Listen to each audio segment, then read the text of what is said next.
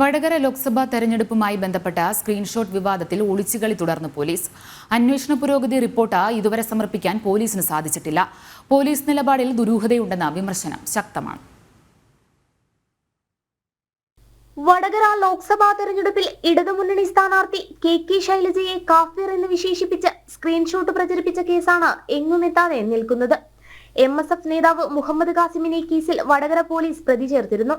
ഇതിനെതിരെ കാസിം ഹൈക്കോടതിയെ സമീപിച്ചപ്പോൾ മജിസ്ട്രേറ്റ് കോടതിയെ സമീപിക്കാനായിരുന്നു നിർദ്ദേശം. ഇതനുസരിച്ചാണ് കാഫിർ കേസ് എങ്ങുമെത്തിയില്ല എന്ന് ചൂണ്ടിക്കാട്ടി വടകര കോടതിയെ സമീപിച്ചത്. എന്നാൽ അന്വേഷണ പുരോഗതി റിപ്പോർട്ട് ഹാജരാക്കാൻ പോലീസ് വീണ്ടും സമയം ചോദിക്കുകയായിരുന്നു.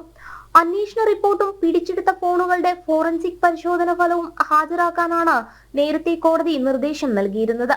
സ്ക്രീൻഷോട്ട് ആദ്യം പ്രചരിപ്പിച്ചത് CPM നേതാക്കളാണെന്ന് പോലീസ് ഹൈക്കോടതിയിൽ റിപ്പോർട്ട് നൽകിയിരുന്നു. DYFI Vadakara block secretary Ribesh Ramakrishnan, CPM സംസ്ഥാന സമിതി അംഗം KK ലതിക എന്നിവർ സ്ക്രീൻഷോട്ട് പ്രചരിപ്പിച്ചതായി കണ്ടെത്തിയിരുന്നു. ഈ സാഹചര്യത്തിൽ പോലീസ് ഒത്തുകളിക്കുന്നുവെന്നാണ് വിമർശനം. CPM നേതാക്കളിലേക്ക് ചോദ്യങ്ങൾ എത്തുന്നത് പ്രതിരോധിക്കാനുള്ള നീക്കമാണ് നടക്കുന്നതെന്ന് യൂത്ത് കോൺഗ്രസ് ആരോപിച്ചിരുന്നു.